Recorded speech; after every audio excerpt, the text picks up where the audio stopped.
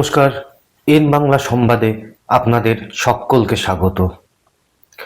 ভারতকে নিয়ে বড় মন্তব্য করলেন বাংলাদেশ জাতীয় পার্টির নবনিযুক্ত ক্রীড়ামন্ত্রী আমিনুল হক, যিনি একটি সময়ে বাংলাদেশের জাতীয় ফুটবল টিমের ক্যাপ্টেন ছিলেন।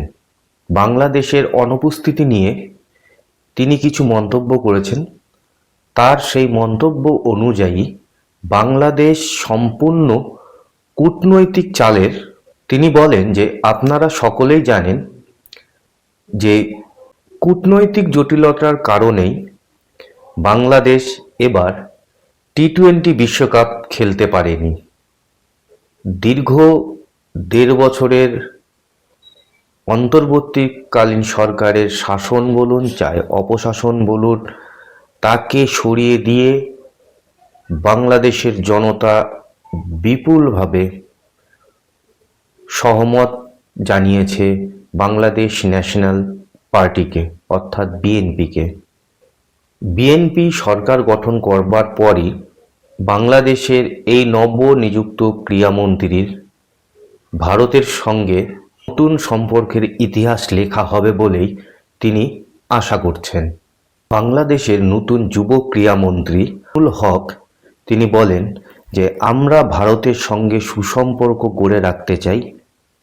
সেই কারণের জন্যই বাংলাদেশ ক্রিকেট বোর্ড এবং ভারতীয় ক্রিকেট বোর্ড দুইজনই আলোচনা টেবিলে বসে এবং আইসিসিকে অনুরোধ করব যাতে আইনত পদ্ধতির মাধ্যমে এই প্রক্রিয়াটির যত দ্রুত ফলাফল আনা যায় তাতে আমরা আশাবাদী। 2024 সালের আগস্ট মাসে গণ অভ্যুত্থানের মাধ্যম দিয়ে ক্ষমতার মসনদে বসেন মোহাম্মদ ইউনূসের নেতৃত্বাধীন অন্তর্বর্তীকালীন সরকার। তার জেরেই ভারত এবং বাংলাদেশের মধ্যে চরম বিতর্কের ডানা বাঁধে এবং আমরা সকলেই জানি ইউনূসের নেতৃত্বাধীন অন্তর্বর্তীকালীন সরকারের যারা উপদেষ্টা মণ্ডলীতে অবস্থিত ছিল তারা বিভিন্ন সময় বিভিন্ন রকমভাবে বাংলাদেশ এবং ভারতের সম্পর্ককে নিয়ে নানান কুরুচিকর মন্তব্য করেছে। এটা আমরা দেখে এসেছি। এর প্রভাব পড়ে ভারতীয় ক্রিকেটেও।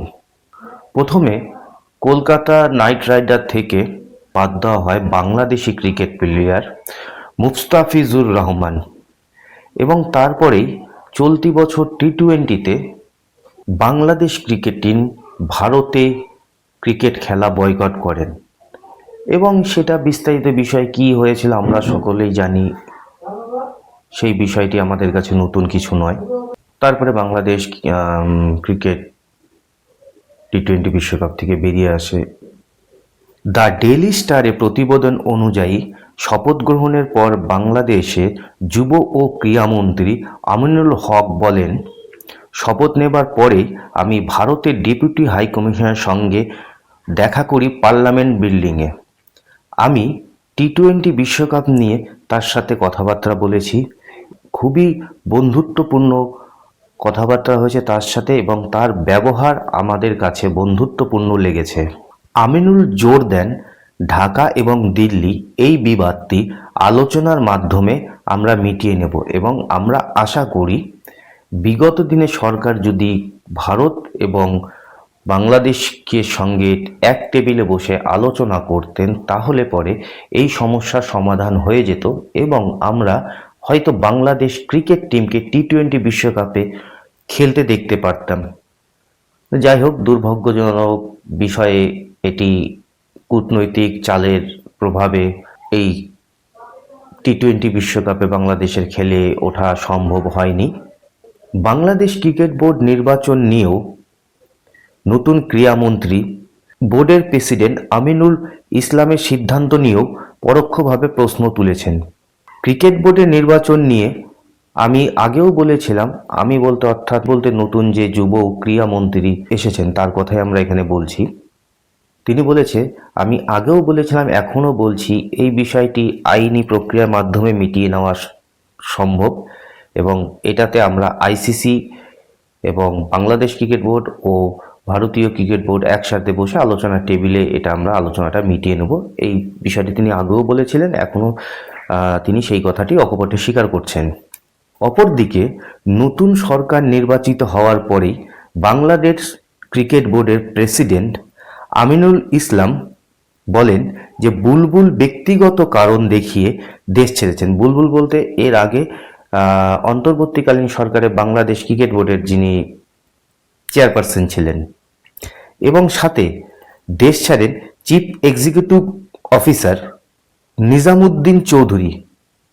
তিনিও তার পরিবারকে নিয়ে এখন অস্ট্রেলিয়ায় চলে গেছে।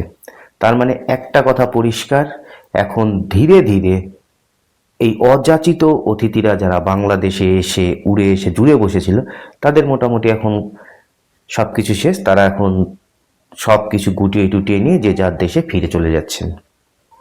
যাই হোক, আমরা আশা রাখবো বাংলাদেশ নতুন সরকারের কাছে যে তারা ভারতের সঙ্গে যেন বন্ধুত্বপূর্ণ সম্পর্ক সৃষ্টি করে, এবং নবনির্বাচিত সরকারের নতুন কী পদক্ষেপ সেই বিষয় নিয়ে তো আমাদের নজর থাকবেই। আজ এই পর্যন্তই। যদি এই প্রতিবেদনটি ভালো লেগে থাকে তাহলে চ্যানেলটিকে অবশ্যই সাবস্ক্রাইব করে ভিডিওটিকে লাইক করবেন। সকলে ভালো থাকুন, সুস্থ থাকুন।